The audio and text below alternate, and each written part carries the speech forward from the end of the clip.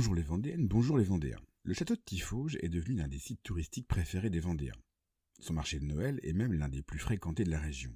Chaque année, des centaines de familles se pressent ainsi au cœur de l'enceinte médiévale avec leurs enfants. C'était loin d'être le cas il y a 600 ans, dans les années 1430, parce qu'il n'y avait pas de marché de Noël bien sûr, mais surtout parce que le château appartenait à l'époque à un seigneur qui y aurait assassiné des dizaines de petits garçons. Vous l'avez compris, je vous propose aujourd'hui de revenir sur la vie de celui que certains considèrent comme l'un des premiers serial killers de l'histoire, Gilles de Rais. Gilles de Montmorency-Laval, plus connu sous le nom de Gilles de Rais, naît en 1404 au château de Chantossé, dans l'actuelle Maine-et-Loire. Ses parents, Guy de Laval et Marie de Cran, appartiennent à deux des plus puissantes dynasties féodales de l'Ouest. Et il devient lui-même, à 11 ans, l'un des héritiers les plus fortunés du royaume quand Guy et Marie décèdent coup sur coup en 1415. Plus riche que le duc de Bretagne, il possède des domaines en Bretagne, en Anjou, dans le Poitou, le Maine et l'Angoumois. Il est alors élevé à la dure par son grand-père, Jean de Cran, réputé pour sa violence et son manque total de scrupules. C'est d'ailleurs sur les conseils de ce papy peu recommandable qu'il enlève et épouse clandestinement Catherine de Thouars, comme lui une riche héritière, dont il obtient l'administration des biens après avoir menacé sa belle-mère de mort. Le château de Tiffauges fait partie de ce patrimoine. La gloire, c'est plutôt sur les champs de bataille qu'il va la trouver. En cette période de guerre de 100 ans, il choisit de combattre pour le roi de France contre les Anglais, un vrai pareil à l'époque. Il devient l'un des proches du futur Charles VII. Il est à ses côtés quand en 1429, une jeune paysanne du nom de Jeanne d'Arc se présente au dauphin pour l'aider à bouter les Anglais hors de France. C'est à Gilles que Charles confie la protection et la garde de la jeune femme. Il va alors l'accompagner partout, de la prise d'Orléans à la bataille de Patay, ou lorsqu'elle est blessée, lors du siège de Paris. Cette même année 1429, il est nommé maréchal de France et escorte la Sainte-Ampoule lors du couronnement de Charles VII.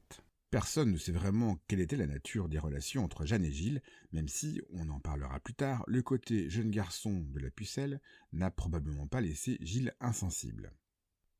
Pour l'anecdote, il faut savoir que plusieurs mangas japonais ont mis en scène cette relation. Absent lorsque Jeanne est capturée en 1430, Gilles ne peut rien faire pour lui éviter le bûcher. Plus ou moins tombé en disgrâce à partir de 1433, il se retire dans ses domaines et se laisse aller alors à trois sombres penchants qui vont former un cocktail explosif et sordide. Le premier de ces penchants est une fâcheuse tendance à dilapider sa fortune dans des fêtes et des spectacles extravagants. Il ne se déplace jamais sans une troupe de 200 hommes richement équipés, ainsi qu'une cinquantaine de serviteurs. La deuxième sombre facette de Gilles est sa passion pour l'alchimie, qui dérive vers la sorcellerie et le satanisme sous l'emprise de Francesco Prelati, un alchimiste et aventurier florentin soi-disant capable de convoquer les démons. Sa dernière déviance est un goût incontrôlable pour la pédophilie. On peut ainsi évoquer un engrenage maléfique.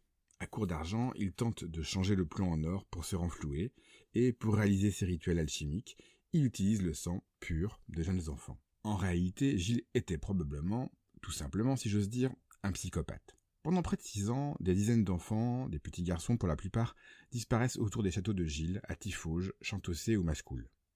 Tout le monde soupçonne le maréchal de France, mais personne n'intervient. C'est pour un tout autre délit qu'il va être arrêté par les hommes du duc de Bretagne le 15 septembre 1440. Gilles a osé pénétrer en armes, pendant la messe, dans l'église de Saint-Étienne-de-Mer-Morte pour régler un litige financier avec le trésorier de Bretagne. Il est conduit à Nantes et déféré devant la haute cour de Bretagne. Et lors de l'enquête qui suit, les accusations de meurtre viennent s'ajouter au dossier. Dans un premier temps, Gilles nie les faits, mais sous la menace de la torture et de l'excommunication, il va avouer plus de 140 assassinats avec des détails insoutenables. Le tribunal ecclésiastique le condamne au bûcher pour hérésie, sodomie et meurtre. Il est exécuté le 26 octobre 1440 dans la prairie de Biesse, aujourd'hui sur l'île de Nantes. Pour lui éviter les douleurs atroces du supplice, il est discrètement étranglé avant que le bûcher ne s'enflamme. Un calvaire sera érigé près du lieu de l'exécution et deviendra un lieu de pèlerinage pour les femmes enceintes, connu sous le nom de Notre-Dame de Crélé. Certains historiens prétendent que cette histoire de meurtre d'enfants aurait été montée de toutes pièces par l'évêque chancelier Jean de Malestroit pour mettre main basse sur la richesse de Gilles de Rais. Toutefois, si la déchéance de ce noble trop puissant arrangeait bien le duc de Bretagne, ce sont les héritiers de Gilles qui récupérèrent ses biens. Et les témoignages contre lui sont trop nombreux pour avoir été tous manipulés. On ne saura jamais vraiment combien d'enfants furent réellement massacrés. Plus de 1000 selon la légende, une dizaine si l'on se limite aux témoins du procès, ce qui fait déjà 10 de trop. Peut-on parler de serial killer ? Si le terme est bien sûr anachronique, Gilles en a le profil.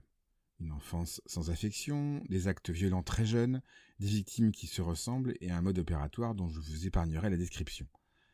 C'est tout pour aujourd'hui, je vais fermer à clé la porte de la chambre des enfants. C'était Sébastien de la page Facebook Le Saviez-vous Vendée.